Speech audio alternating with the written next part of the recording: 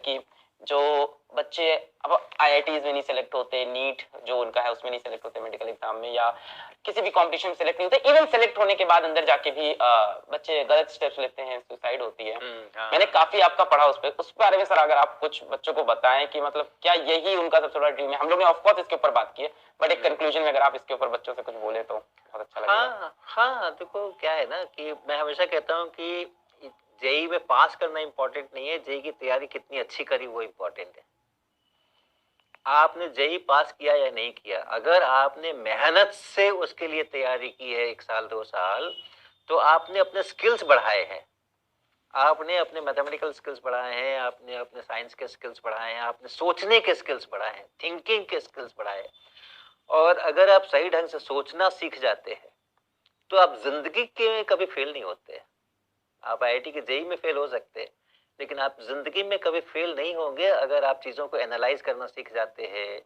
अगर कोई सिचुएशन आती है, क्या होता है, एक न्यूमेरिकल आता है और हमें समझ ही नहीं आता है, अब वहां पर एक आता है कि हम डटे हुए हैं, नहीं नहीं बना के छोड़ेंगे इसको, यहाँ कर रहे हैं, ऐसे कर रहे हैं, हाथ पैर मार रहे हैं, अंत में फाइनली हम उसको बना के छोड़ते हैं।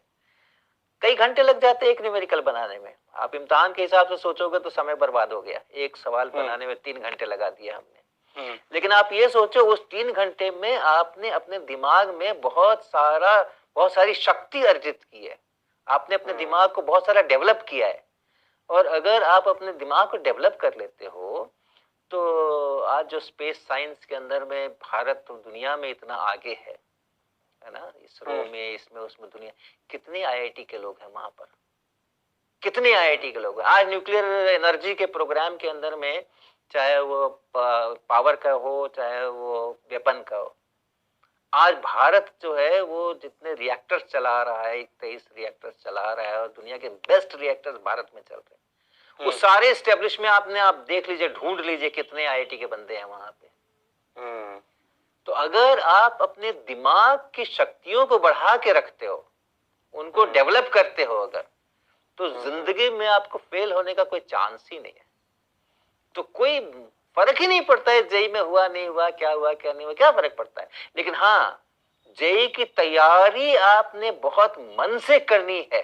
आप ऐसे मन से तैयारी करनी है कि अगर कर रहे हो तो अगर कर रहे हो तो खूब मन से करना है। जिस भी चीज में आप, जिस भी कंपटीशन में या जिस भी क्लास में भी पढ़ रहे हो, स्कूल में भी पढ़ रहे हो, तो जिसके लिए भी पढ़ रहे हो एकदम पूरी अपॉर्चुनिटी यूज करनी है अपने को विकसित करने में। ऑनेस्ट अटेम्प्ट था कि नहीं कम से कम। हाँ, क्यों, उसमें लर्निंग होती है ना, उसमें आपका दिमाग खुलता है, जगह जगह पे आप अटकते हो, भटकते हो, फिर मटकते हो। तो ये जो साइकिल चलता है, कभी अटक गए, कभी भटक गए, फिर कुछ बन गया तो मटक गए, ये साइकिल चलता है कई बार सैकड़ों बार। तो उसमें आपका अपना विकास होता है, वो आपकी पूंजी है, वो आपकी पूंजी है। और वो पूंजी अगर आपके पास में आ गई है तो आप यकीन मानो, आप कहीं रहो किसी जगह पे रहो, आप फेल नहीं हो सकते हो, आप अच्छी जिंदगी जियोगे। हाँ, बिल्कुल अच्छी जिंदगी जियो, कोई कारण नहीं है, कोई कारण नहीं, आपका जो एटीट्यूड बन जाए। हाँ, फिर आप जिंदगी के प्रॉब्लम भी सॉल्व करने लगोगे। तो कोई कारण नहीं है फ्रस्ट्रेट होने का। बहुत अच्छी बात बताई सर आपने, ये कि मतलब अटेम्प्ट आपका ऑनेस्ट हो, मैं समझ गया। मतलब आप मेहनत कर रहे हो तो मतलब तैयारी कर रहे हो, तैयारी ईमानदारी से करो। सिलेक्शन को तो अलग चीज है। हाँ, कुछ नहीं होता सिलेक्शन, ये मत सोचो कि सिलेक्शन नहीं होगा तो मेरा क्या होगा। आप ये सोचो कि अगर सिलेक्शन हो जाएगा तो कहीं हम फंस ना जाए। हाँ, मेरा यही अनुभव है, अलख जी। आईआईटी कानपुर में मुझे ऐसे स्टूडेंट्स मिले हैं जिन बेचारों की जिंदगी खराब हो गई आईआईटी में आकर के। क्यों? क्योंकि एग्जाम पास कर लिया उन्होंने जेईई का और अपने मस्तिष्क का विकास नहीं किया, अपने स्किल्स का विकास नहीं किया। कुछ तो भी करके, कुछ ढेर सारे फार्मूला याद करके, ये वो करके, और कुछ तो भी हो गया, कट ऑफ भी बड़ा कम होता है, तो वो सेलेक्ट हो गए। अब यहाँ पर आने के बाद तो उनको कोई कोचिंग देने वाला है नहीं, कोई ट्यूशन पढ़ाने वाला है नहीं, कोई सॉल्यूशन नहीं है, सबसे मेन चीज, कोई सॉल्यूशन बुक है नहीं। और कोई एक टेक्स्ट बुक है नहीं एनसीईआरटी के टाइप की, बहुत ज्यादा बच्चा स्पून फीडिंग से पहुंचता है, ये तो सच है। हाँ, और यहाँ आकर के उसको एकदम से लटका दिया जाता है ना, खड़े हो जाओ, खड़े हो जाओ। पहले तो खूब सारी स्पून फीडिंग करा दी, उसके हाथों में ताकत बनने नहीं दी, उसके पैरों में ताकत बनने नहीं दी, और वो दुबला पतला और उस तरीके का शक्तिहीन बच्चा, और वहां जाके कह दिया अब तो बस खड़े हो जाओ यहाँ पे, अब दौड़ो दौड़ो। तो फिर वो वहां पे उसकी जिंदगी इतनी खराब हो जाती है कुछ बच्चों की, कि हम लोग कहते हैं कि अगर ये फेल हो गया होता अगर जेई में तो आज अच्छा होता। तो अच्छा होता। आज ये किसी दूसरी जगह के इंजीनियरिंग कॉलेज में अच्छा कर रहा होता, बेहतर कर रहा, यहाँ से तो बेहतर ही कर रहा होता। तो आप ये मत सोचो कि वहां में मेरा सिलेक्शन नहीं होगा तो मेरा क्या होगा।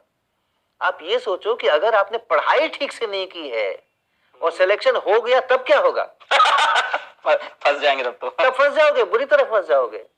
तो सिलेक्शन हो या न हो, आपकी पढ़ाई अच्छी हुई है, आपने प्रॉब्लम्स में से रास्ते निकालने सीखे हैं, आपने संघर्ष करना सीखा है, आपने खुद से संघर्ष करना सीखा है, आपको थोड़ी हेल्प मिली है अपने टीचर से, अपने ट्यूटर से, अपने कोचिंग से, लेकिन आपने खुद से संघर्ष करना सीखा है, आपने खुद से प्रॉब्लम सॉल्व करना सीखा है।